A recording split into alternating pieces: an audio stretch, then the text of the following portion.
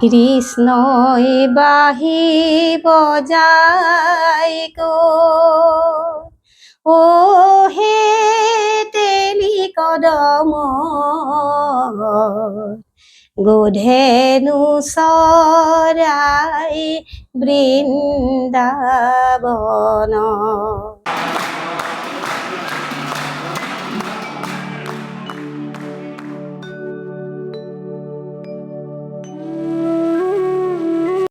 নমস্কাৰ, আপোনালোক সকলোকে স্বাগতম জনাইছোঁ আমাৰ অনুষ্ঠান অমৃত সন্ধানলৈ।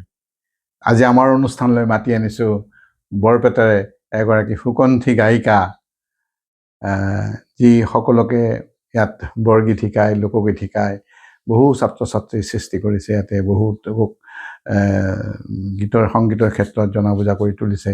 এয়া ববিতা পাঠক আমাৰ লগত আছে। ববিতা পাঠকক আমি স্বাগতম জনাইছোঁ আমাৰ অনুষ্ঠানলৈ। ববিতা, তুমি আৰম্ভ কৰা, কেনেকৈ তুমি আচলতে এই সংগীতৰ যাত্ৰা তুমি আৰম্ভ কৰিলা? মোৰ যেতিয়া 7 বছৰমান হৈছিল তেতিয়া মোৰ দেউতা অচ্যুতানন্দ পাঠক আৰু মোৰ দাদা নাৰায়ণ চন্দ্ৰ পাঠক, তেখেতসকলে যি বৰগীত নাম এইবোৰ গাইছিল, তেতিয়া মই সেইবোৰ শুনি থাকোঁ। আৰু আমাৰ মাজৰ হাতীতেও এটা সংগীতৰ এনেকুৱা এটা পৰিৱেশ আছিল। সেইবোৰ শুনি শুনি মই তেতিয়াৰে পৰা গাবলৈ অভ্যাস কৰিছিলোঁ। 7 বছৰ গাইছিলোঁ, 7 বছৰ বয়সৰ পৰা শিকাইছিলোঁ। আচ্ছা, আৰু তাৰপাছত মানে কেনেকৈ ডাঙৰ হ'লে? স্কুলত পঢ়িলা? তাৰপিছত মই স্কুলত পঢ়িলোঁ, দলাহাটী স্কুলত। তাৰপিছত আকৌ জীৱনলতা, তাৰপাছত আকৌ অপেন ইউনিভাৰ্চিটিৰ আণ্ডাৰত ডিগ্ৰী কমপ্লিট কৰিলোঁ। আচ্ছা আচ্ছা, তুমি এইখিনি সময়ত কাৰ পৰা বৰগীত শিকিবলৈ আৰম্ভ কৰিছিলা? এইখিনি সময়ত মই গুণেন্দ্ৰনাথ ওঝা মোৰ গুৰু পাঠভিত্তিক হিচাপে মই শংকৰদেৱ কলাক্ষেত্ৰত বৰগীতৰ পাঠদান কৰিছিলোঁ। আৰু তাত মই 2001ত বিশাৰদ লৈছিলোঁ বৰগীতৰ। তাৰ পৰাই লৈছিলোঁ। তাতে পাঠদানো কৰিছিলা? তাতে পাঠদান মই শিকিছিলোঁ আৰু শিকি পেলাই তাতে 5 বছৰৰ কোৰ্চ মই বিশাৰদ লৈছিলোঁ। আচ্ছা আচ্ছা, তাৰপাছত তুমি মানে এই চৰ্চাটো কেনেকৈ ৰাখিলা? আৰু তাৰপিছত মই যিহেতুকে বিশাৰদ কৰিলোঁ, তাৰপিছত মোক বৰপেটাৰে সমাজ সংগঠনৰ লগত জড়িত বাইদেউ শোভাৰাণী দাসে মোক বাহিৰলৈ উলিয়াই লৈ গ'ল, বকলৈ। তাত বৰগীতৰ ট্ৰেইনিং দিবলৈ লৈ গ'ল। তাত মই 2 মাহ ট্ৰেইনিং দিলোঁ। বকত মই 2 মাহ ট্ৰেইনিং দিলোঁ। তাৰপিছত যেতিয়া মোৰ মানুহে গম পালে যে বাইদেউ ট্ৰেইনিং দিব গৈছে, আমাকো এতিয়া দিয়ক, এনেকৈ মই মানে হৈ গ'লোঁ আৰু। বাকী আমি মানে কথা আৰম্ভ কৰিলোঁ, কিন্তু তাৰে আগে আগে তোমাৰ কণ্ঠত বৰগীত অন্তত শুনিব লাগিব। হয়, গাইছোঁ বাৰু।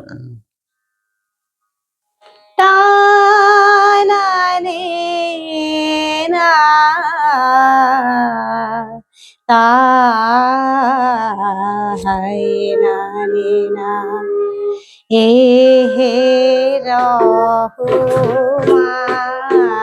আই মো ধুৰ ৰংগ বনাই আৰে যমুনা পুলিনা বনে হুৰৰি সৰাই এ হে ৰঘুমা আই মো ধুৰ ৰঙ্গ বনাই। বঢ়িয়া, বৰ সুন্দৰ। আৰু তুমি অকল বৰগীতে শিকোৱা নে অন্য ধৰণৰ? মই লোকগীতো শিকাওঁ। নহয়, তুমি যেতিয়া তাৰমানে এই হেৰিত শিকোৱা আৰম্ভ কৰিছা কলাক্ষেত্ৰত, নহয় জানো? কলাক্ষেত্ৰত মই শিকিছিলোঁ। তাৰপৰা তাতেই কাম কৰিছিলা? আৰু তাতে কাম কৰা নাই, মই বৰগীত বিদ্যালয় বুলি এটা অনুষ্ঠান আছিল, দলাহাটীত আছিল। সেইটো পৰমানন্দ দাসে সেই স্কুলটো কৰিছিলে। তাত মই 4 বছৰ তাত শিকাইছিলোঁ বৰগীত। আৰু হেৰি কি কয়, তাৰপৰা তুমি বিয়া বাৰু হ'লা? তাৰপিছত মোৰ বিয়া আহি গ'ল, বিয়া হ'লোঁ। বিয়াৰ পিছত আকৌ মোৰ য'ত বিয়া হ'লোঁ সেই ঠাইতে মই এখন স্কুল খুলি দিলোঁ। আচ্ছা, তোমাৰ মিষ্টাৰৰ পৰা আকৌ বাধা নাই আৰু তেখেতে মোৰ তাত শিকিলে, খোল শিকিলে, বৰগীত শিকিলে, তাল শিকিলে। এনেকৈ আমি গোটেই পৰিয়ালটো এনেকৈ ঘূৰি ফুৰোঁ। ল'ৰাহঁতেও গায়, ইহঁতে বজাই দেই। কথা, বিয়া কেতিয়া হ'লা?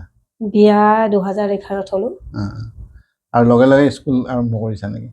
লগে লগে মানে তাৰ এবছৰ পিছত আৰম্ভ কৰিলো ঘৰতে ঘৰতে এখন স্কুল কৰিলো আৰু ল'ৰা ছোৱালী বৰপেটাৰ বহুত ল'ৰা ছোৱালী কিমান ল'ৰা ছোৱালী মোৰ ক্লাব ডায়মণ্ডত তাতে 60জন আছে আৰু শোভাৰাণী দাসৰ তত্বাৱধানত যিখন স্কুল চলি আছে পুৰুষোত্তম ন্যাসত তাতে 20জন আছে আৰু মোৰ ঘৰত যিখন ঘৰামাৰা হাতীৰ স্কুল হয় তাত 25জন আছে তাৰমানে তিনিটা জেগাত কৰো আৰু মই কস্তুৰবা গান্ধী বালিকা বিদ্যালয় ক্লাছ 10ৰো মিউজিকখিনি শিকাই আছো আচ্ছা কস্তুৰবা গান্ধী বালিকা বিদ্যালয় বাৰাৰী গৈছো মই তাতে শিকাই আছো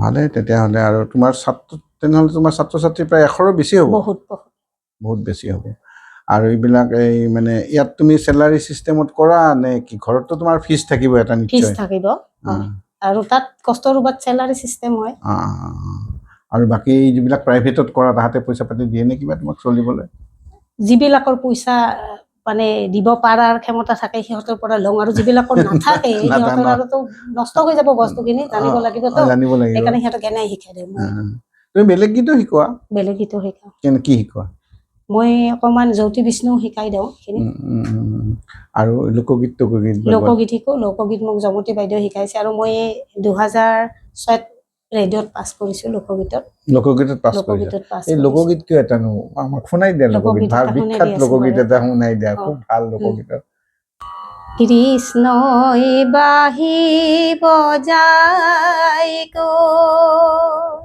ও হে তেলি কদম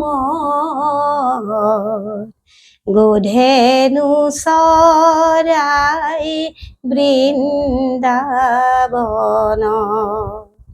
কৃষ্ণই বাহি বজাই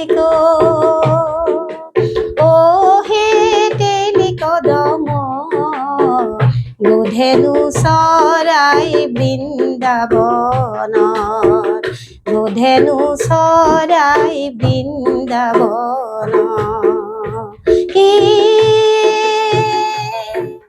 বৃন্দাবনৰ মাজে কানো গোধেনু চৰাই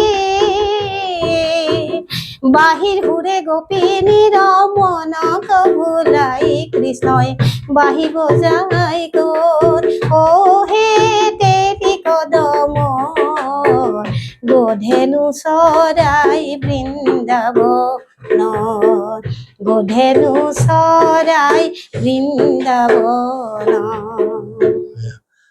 বৰপেটাৰ যিবিলাক মানে ল'ৰা ছোৱালী শিকি আছে তোমাৰ পৰা কিমানে আগবাঢ়ি ওলাই গ'ল বিশাৰত পাছ কৰিলে বা কিবা মোটামুটি বৰগীতৰ ক্ষেত্ৰত 15জন মানে বিশাৰত কৰিছে আকৌ আৰু 3জনে চিচিআৰটি লাভ কৰিছে বৰগীতত 3জন চিচিআৰটি লাভ কৰিছে হায়াৰ চিচিআৰটি 2জন আৰু লোৱাৰ চিচিআৰটি এজনে কৰিছে কেনেকুৱা বৰপেটাৰ মানে ৰাফটো কেনেকুৱা বৰগীত শিকাৰ প্ৰতি বেছি নে লোকগীত শিকাৰ প্ৰতি বেছি নে হোলী গীত শিকাৰ প্ৰতি বেছি কি শিকিব খোজে বৰপেটাৰ ল'ৰা ছোৱালী বৰগীতৰ ক্ষেত্ৰত বৰগীতৰ এই যি মানে আমাৰ ভাদ্ৰ বা আহিন মাহত যিবিলাক প্ৰতিযোগিতা হয় তাৰ কাৰণে আচলতে বৰগীতৰ প্ৰতিয়ে ইণ্টাৰেষ্টটো খুব বেছি হয় আৰু হোলীৰ সময়তে হোলীটো গাব আহে হোলীৰ সময়তে বিশেষকৈ বৰগীতৰ আছে অকণমান শিকিবৰ কাৰণে আহে আৰু বৰগীতৰ মানে ৰেগুলাৰ কন্টিনিউটি কৰি আছে কিছুমানে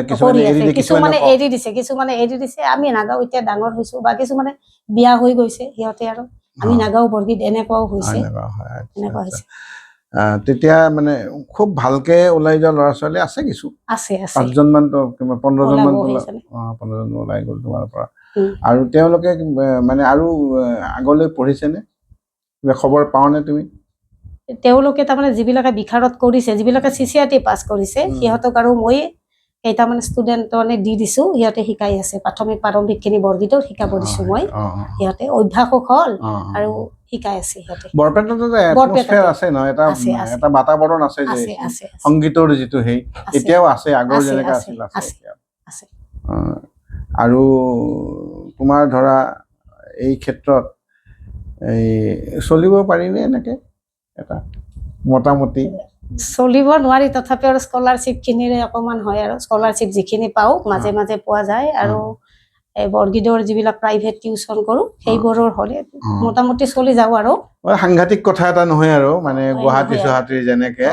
কিন্তু তেনেকুৱা নহয় কিন্তু তথাপিও তুমি বহুত ল'ৰা ছোৱালী ওপৰত ল'ৰা ছোৱালীক তুমি শিকাই আছা এতিয়া এটা তোমাৰ হেৰিও মানে সামাজিক এটা ভাল হেৰি এটা পাছলৈ অন্তত এটা তুমি স্বীকৃতি পাবা নিশ্চয়, কাৰণ ভাল কামৰ স্বীকৃতি সদায় আছে। হয়। আৰু এনেই ধৰা মানে অভিভাৱকৰ পৰা বিশেষ কিবা আগ্ৰহ দেখা যায়নে?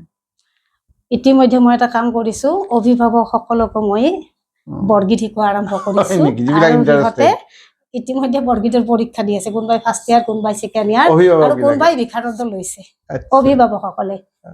ভাল কাম কৰিছে। তাৰমানে বিশাৰদ ললে শংকৰদেৱ কলাক্ষেত্ৰত এটা সম্বৰ্ধনা অনুষ্ঠান হয় সংগীতৰ তৰফৰ পৰা, তাত গৈ সিহঁতে ভাল পাইছে আৰু তাত লৈছেও বিশাৰদ, 2-3 জনে লৈছে বিশাৰদ লৈছে, মানে অভিভাৱক। তোমাৰ এছিষ্টেণ্ট কোনবা? মানে তোমাৰ অসুখ বিসুখ বা কিবা কাজ কৰ্ম এনেকুৱা হলে মোৰ এনেকুৱা বৰ্তমান যিমান দিন মই আজি শিকালো 35 বছৰ, কিন্তু এনেকুৱা প্ৰব্লেম আহি এতিয়ালৈকে নাই। আৰু পিছলৈ যদি আহে তেতিয়া আৰু যিবিলাকে বিশাৰদ লৈছে সেইকাৰণে আনিম বুলি ভাবিছো। আৰু বাকী ধৰা মানুহৰ পৰা সঁহাৰিও পাইছা তুমি, 3খন স্কুলে মাতিছে, এইখন কস্তুৰবাই মাতিছে তোমাক। হয়, সঁহাৰি পাইছো আৰু মৰম আদৰো পাইছো, সন্মানো কৰে বহুত। সেইটোৱে আৰু আধুনিকৰ ভিতৰত তুমি জ্যোতি সংগীত, ৰাভা সংগীত এইবিলাক গাওঁ। তুমি আমাৰ হেৰি অনন্তৰামৰো গীত এটা গাইছিলা ন? আছে না মনত গীতটো? অলপমান অকমান গাব পাৰিম, দুহাৰীমান। দুহাৰীমান চাওঁ। নিৰাখাৰ চকু পানী নিৰলে নীৰৱে মই আছো মই ৰম আৰু কিছুদিনলৈ, তুমি যদি বুজি পোৱা হুমুনিয়া এটিকে, তুমি যদি বুজি পোৱা হুমুনিয়া এটিকে, দিবা তাতে নীৰৱে মিলি যাবলৈ, নিৰাখাৰ চকুৰ পানী নিৰলে নীৰৱে টুকি। অনন্তৰামৰ গীতবিলাক খুবেই ভাল আছিল, কিন্তু অলপ হেৰি কৰি পাছত আমি ডকুমেণ্টাৰীখনত গোৱাইছোঁ। যাহওক তাৰ পাছত তুমি মানে ছাত্ৰ ছাত্ৰীবিলাকৰ পৰা যিটো আদৰ সাদৰ পাব লাগে নিশ্চয় পাই আছা। আৰু ভৱিষ্যতে পৰিকল্পনা কেনেকৈ কৰিছা? কেনেকৈ স্কুল ডাঙৰকৈ খোলাৰ কিবা? ভৱিষ্যতে মই স্কুলখন আকৌ ডাঙৰ কৰি খুলিম বুলি ভাবিছোঁ।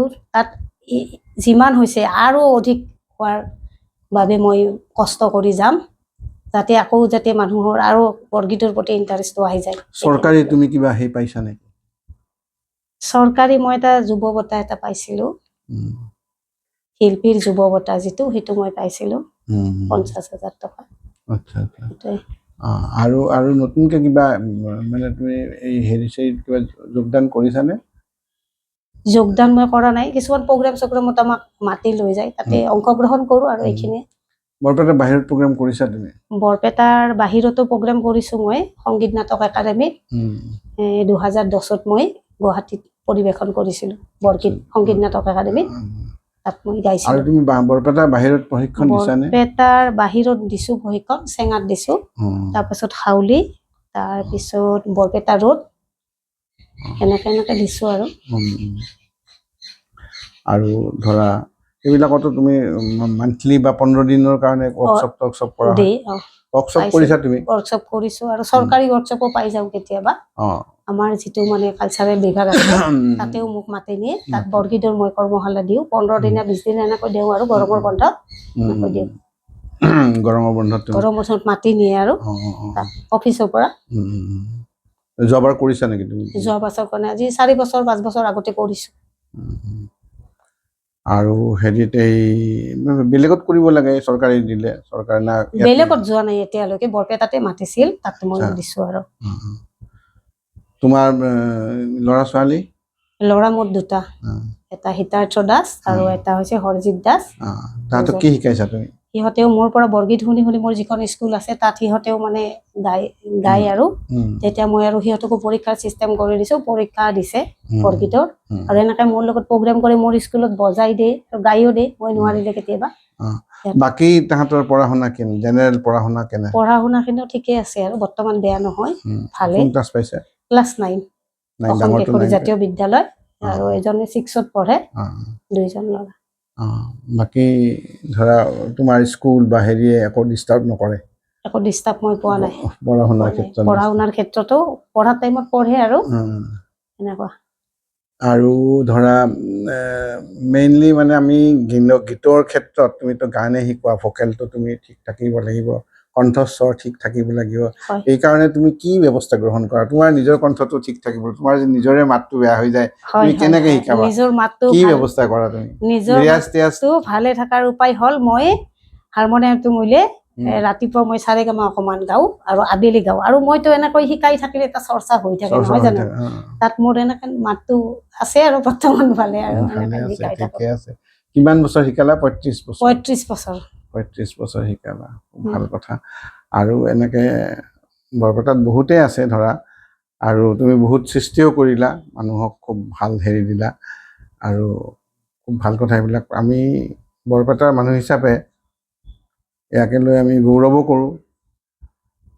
বৰপেটাৰ হোলী গীতো তুমি শিকাইছা? হয় শিকাইছোঁ। হোলী গীত শিকাইছা? শিকাইছোঁ। হোলী এটা শুনিম নেকি আমি গান এই অৱতৰত গৰমত? হ'ব বাৰু গাইছোঁ। ৰংগে ফাগু খেলে চৈত্য নবন মালি হে, ৰংগে ফাগু খেলে দুহাতে ফাল্গুৰ গুন্দাহীন চন্দ মুৰাৰী, দুহাতে ফাল্গুৰ গুন্দাহীন চন্দ মুৰাৰী, ৰংগে ফাগু খেলে চৈত্য নবন মালি হে, ৰংগে ফাগু খেলে। আৰু ধৰা মডাৰ্ণৰ ক্ষেত্ৰত তো বাকীবিলাক তুমি শিকোৱাই, এনে জেনেৰেলি শিকাব লাগে। জ্যোতি সংগীত এটা অন্তত হয় ল'ৰা ছোৱালী জানিলে ভাল। হয়। আৰু আৰু ভৱিষ্যতৰ পৰিকল্পনা কি তোমাৰ? স্কুল এখন ডাঙৰকে কৰা? হয়, স্কুল এখন ডাঙৰ কৰিব মন আছে আৰু ষ্টুডেণ্টবোৰ আৰু বঢ়াব মন আছে। আৰু তুমি অলপমান পলিটিকেলি লাগিব লাগিব, আৰু মানুহক খাতিৰ কৰিব লাগিব, খাতিৰ ধৰিব লাগিব। এনেকে হয় হয় চৰকাৰৰ সাহায্য নহ'লে মানুহে এখন স্কুল গঢ়ি তোলা ডাঙৰ কথা। হয় চৰকাৰী সাহায্য নোহোৱাকে। হয়। তথাপি আৰু এক্সপাণ্ড কৰি দিয়া তুমি, এনেকুৱা পৰিকল্পনা এটা। মই মানে এডভাইচ দিব খোজা নাই যে, মই তোমাৰ মানে কৈছোঁ আৰু যদি অন্তত ষ্টুডেণ্টো বাঢ়িব লাগিব আৰু তোমাৰ টিচাৰ বাঢ়িব লাগিব। তোমাৰ যিবিলাক ছাত্ৰ, ভাল ছাত্ৰ বা ছাত্ৰী, তেওঁলোকক তুমি এনগেজ কৰিব লাগিব, তেতিয়া সেই হ'ব। তুমি টাইমবিলাক দিব পাৰিবা। আৰু বাকী ধৰা এনেকে 3খন স্কুল চলাই থকা, 3খন 4খনেই স্কুল, 4খন স্কুল, কস্তুৰবা গান্ধী বালিকা বিদ্যালয় আছে। বৰ সহজ কথা নহয়। কাম কৰি আছা, কষ্ট কৰি আছা, নিশ্চয় সুফল পাবা একদিন। হয়। তুমি আমাৰ মাজত কথা বতৰা পাতিলা, দুটা গানো শুনালা, আমাক ভাল পালোঁ। তোমাৰ সুস্বাস্থ্য আৰু সুদীৰ্ঘ কৰ্মযাত্ৰাৰ মই কামনা কৰিছোঁ। আৰু আজি তুমি আমাৰ লগত আহিলা, তোমাক ধন্যবাদ জ্ঞাপন কৰিছোঁ। আৰু শ্ৰোতা দৰ্শক, আমি অনুষ্ঠান সামৰিব লৈছোঁ।